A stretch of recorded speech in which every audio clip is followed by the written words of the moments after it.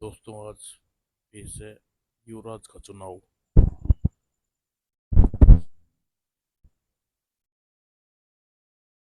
ये कवर चित्र है दोस्तों।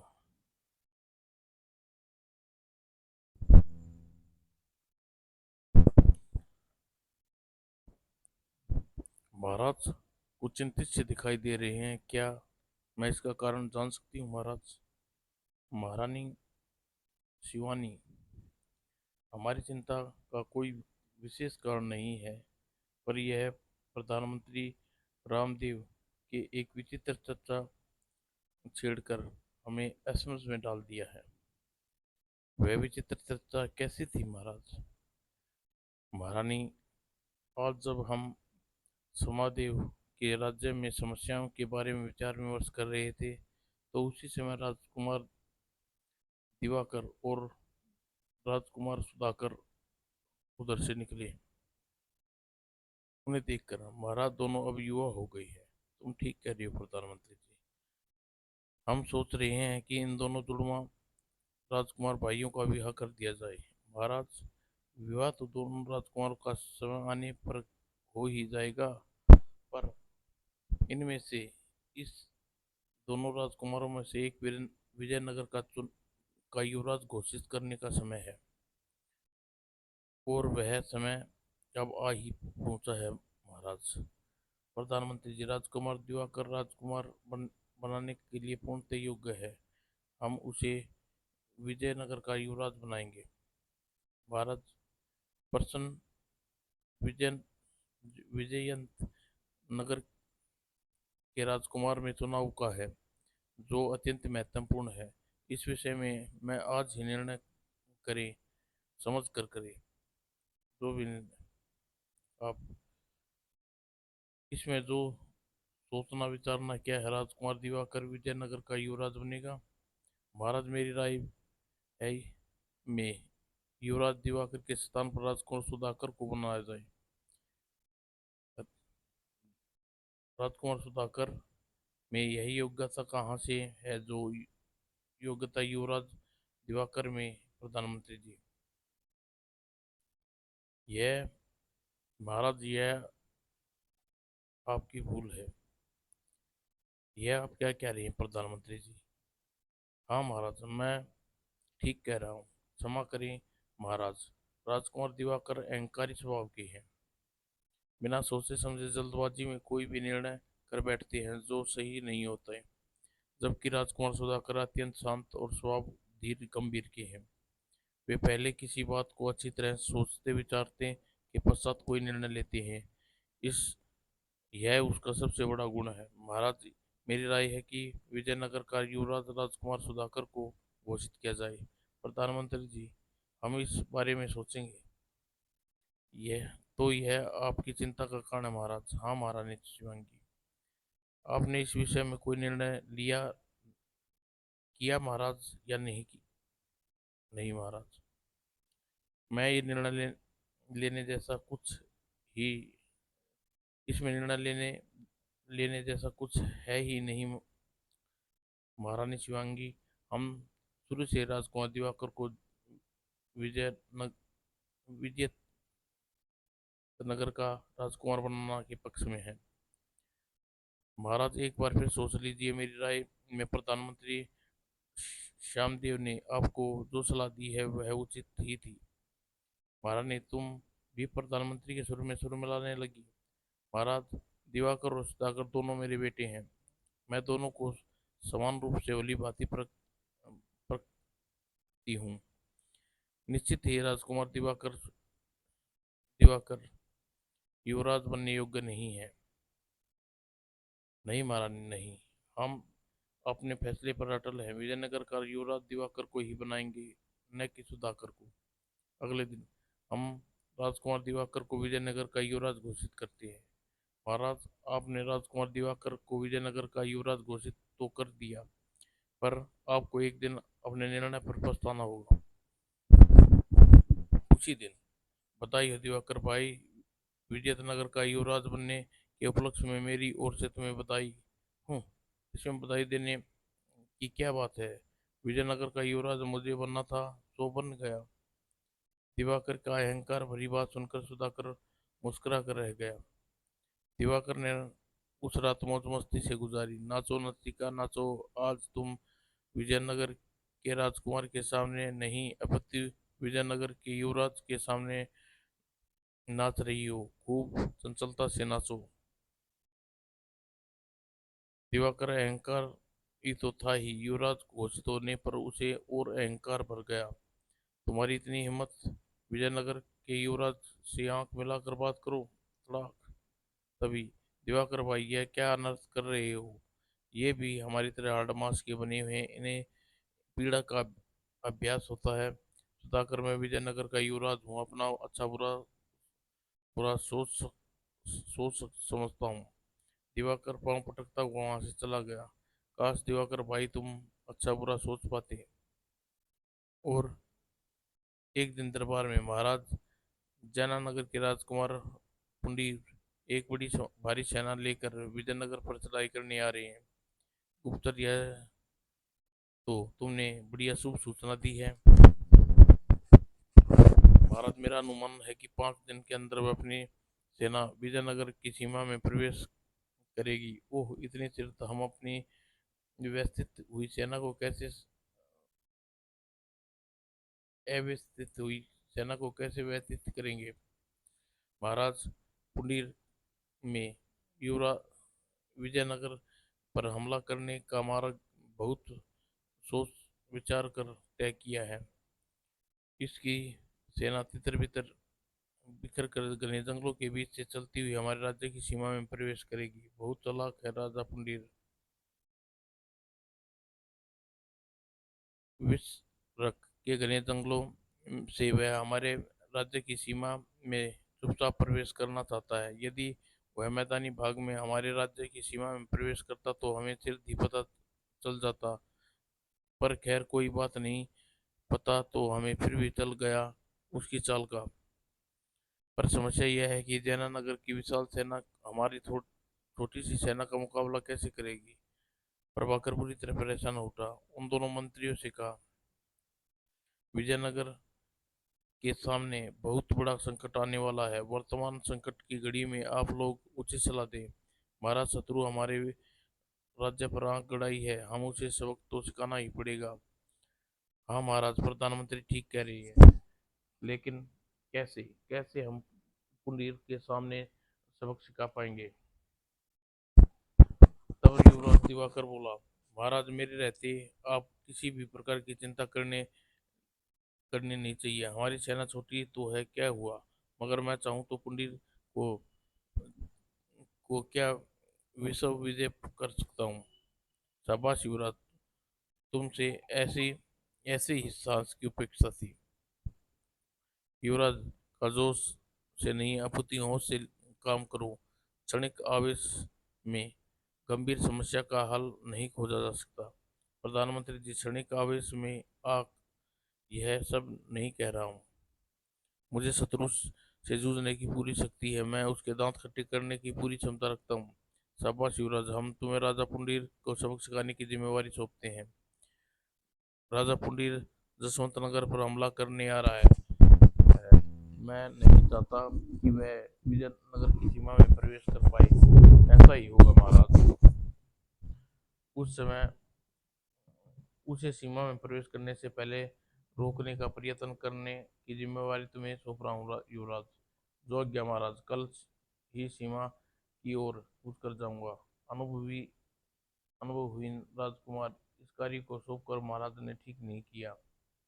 उसी समय युवराज, महाराज ने आपको शत्रु को परास्त करने की महत्वपूर्ण कार्य सौंप दिया है। यदि याद रखें, जैनानगर की सेना के सामने हमारी सेना कम है, और अच्छी व उचित रणनीति बनाकर शत्रु पर निस्संदेह विजय प्राप्त कर सकते हो। प्रधानमंत्री जी, आप निश्चिंत रहिए, उचित व अच्छी राजनीति बनानी आती है मुझे। उसी दिन भाई दिवाकर जयनगर की विशाल सेना का मुकाबला करने जा रहा है। आप उन्हें परास्त कर सकते हैं, पर आप थोड़ी देर मेरे साथ बैठिए। रणनीति के संबंध में आपसे कुछ सुझाव देना चाहता हूँ। यह सुनने कर दिवाकर चमक उठा। सुधाकर, तुम्हें अपनी बुद्धि पर अभिमान हो गया लगता है। तुम मुझे रणनीति की सलाह देने चले हो। ऐसी बात नहीं है दिवाकर, ऐसी ही बात नहीं है तो क्या क्या मैं बुद्धिहीन हूँ? अच्छी तरह समझ लो, मुझे बुद्धि और शक्ति पर पूरा भरोसा है। मुझे तुम्हारी कोई सलाह की आवश्यकता नहीं है। ओह। सुधाकर वापस लौट गया। अगले दिन, जाओ युवराज, माँ का आशीर्वाद है, विजय प्राप्त करेगा। युवराज दिवाकर सेना के साथ विसर्ग के जंगलों की ओर चल दिया। विसर्ग के जंगलों में विजय नगर और जयनानगर की सेनाएं आमने सामने हो गई। दोनों युद्ध सेनाओं में युद्ध हुआ और राजा पुंडीर के की चक्रव्यूह रचना के सामने अहंकारी युवराज दिवाकर अपनी सेना की एक न चली। हाय, हमारे सैनिक के हौसले पस्त हो गए, लेकिन दुश्मन सैनिक हमारे सैनिक पर हावी हो रहे हैं। दिवाकर, यह से भागने में ही अपनी तेरी भलाई है। अगर तू यहाँ से नहीं भागा तो युवराज पुंडीर तुझे बंदी बना लेगा। यह सोच वह अपने महावत को हाथी को वहां से ले जाने का आदेश दिया। महावत ने तुरंत आदेश का पालन किया। यह देख सैनिकों, विजयनगर का युवराज पीठ दिखाकर भाग रहा है, यह भागने ना पाए, पकड़ लो इसे। और सैनिक तुरंत ही पुंडीर के आदेश का पालन किया। ओह, हम चारों ओर से गिर गए हैं। दिवाकर को बंदी बना लिया गया। आयुष सेनापति आयुष, विजयनगर के युवराज दिवाकर को हमने बंदी बना लिया। हमने विजयनगर पर विजय प्राप्त कर ली। अब हमें विजयनगर पहुंचकर राजमहल पर अपना ध्वज फहराना चाहिए। आप ठीक कह रहे हैं महाराज। आज की रात यह जंगल में ही विजय का जश्न होगा। हमारे सैनिक प्रातः ही विजय का आनंद मनाते हुए विजयनगर में प्रस्थान करेंगे। महाराज के आदेश का पालन होगा।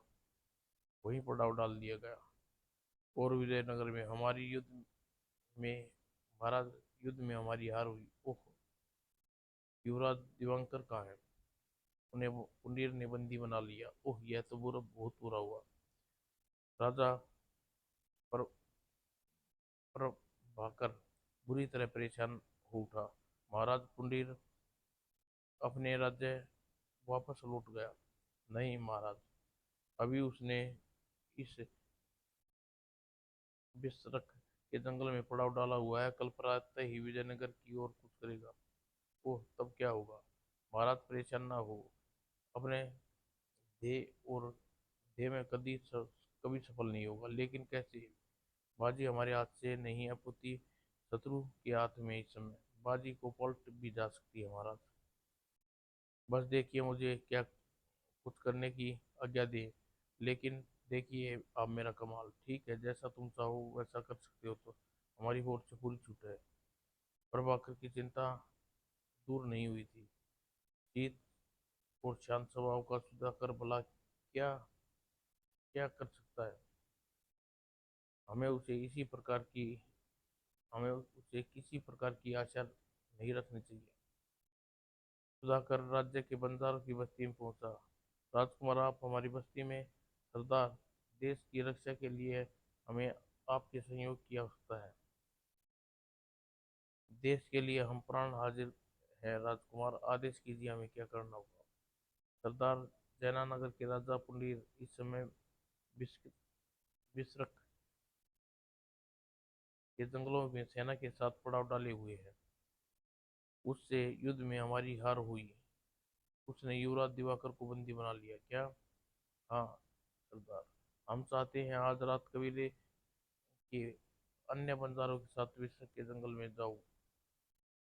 सारी योजना समझाने के बाद, राजकुमार आप निश्चिंत रहिए, जैसा जैसा वैसा ही होगा जैसा आप चाहते हैं। और उस रात महाराज बंजारों के एक दल आपसे मिलना चाहता है। ठीक है, हम उससे मिलेंगे। महाराज पुंडीर के शिविर के बाहर, महाराज हम भूमकू बंजारे हैं, नाच गाकर अपनी रोजी रोटी कमाते हैं। हमारी इच्छा है कि आप लोग मनोरंजन के लिए हम नृत्य पेश करें। ठीक है? और फिर, आह कितना सुंदर नृत्य है बंजारों का। और बंजारी युक्तियां ने सैनिकों को मदिरा पिलाना आराम कर दिया।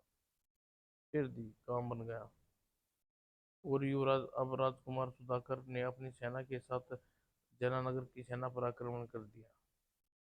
मदिरा के नशे में चूर सेना क्या मुकाबला करती, ये तो जयनगर का राजा पुंडीर है, नगर का राजा पुंडीर है। बंदी बना लो उसे। और सुधाकर बंदी बने दिवाकर के पास पहुंचा। सुधाकर, तुम यहाँ? भाई, मेरी सलाह मान लेता तो आज तुम्हारी ये हालत न होती। सुधाकर ने दिवाकर के बंधन मुक्त किया। लेकिन यह सब कैसे हुआ? कैसे तुम यहाँ तक कैसे पहुंचे? राजा पुंडीर ने तुम्हें यहाँ तक आने कैसे दिया? अकल से। यह पुंडीर यह सब हो पाया। राजा पुंडीर इस समय हमारे कैदी हैं। क्या? हाँ भैया, उसे मैंने बंदी बना चुका हूँ। यह सुधाकर ने सारी घटना बताई। सारी घटना सुनकर, सुधाकर, तुम वास्तव में मुझसे योग्य हो। दिवाकर के साथ सुधाकर बाहर आया। महाराज, अब हम तुम्हारे आभारी हैं। हमारे संयोग के कारण शत्रु पर विजय पाने में सफल हो पाए। राजकुमार, मैंने यह सब सब कर अपना कर्तव्य पूरा किया। राजकुमार नशे में तू राजा पुंडीर का क्या करे? इसे अपने साथ विजयनगर ले चलो। और फिर राजा पुंडीर विजयनगर लाया गया। इसे होश कब आएगा सरदार? सुबह होने से पहले इसे होश नहीं आएगा राजकुमार। इसे ने जो महुआ की मदिरा पी पिलाई है हमने, सुबह होते ही होश आ गया। और राजा पुंडीर को मैं कहाँ हूँ? तुम हमारे मेहमान हो राजा पुंडीर। पुंडीर ऐसे उतरा जैसे पांव पर सांप पर पड़ गया हो। हम यहाँ कैसे पहुँच कैसे हम यहाँ पहुँचे कैसे? यह अजूबा हो चुका है। यह अजूबा हो चुका है राजा पुंडीर। अब तुम हमारे बंदी हो। लेकिन लेकिन रात को तो हम विश्व के जंगलों में थे। वहाँ हम किसी विजय के जश्न मना रहे थे। फिर हम यहाँ कैसे पहुँचे?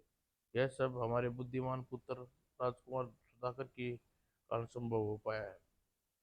क्या?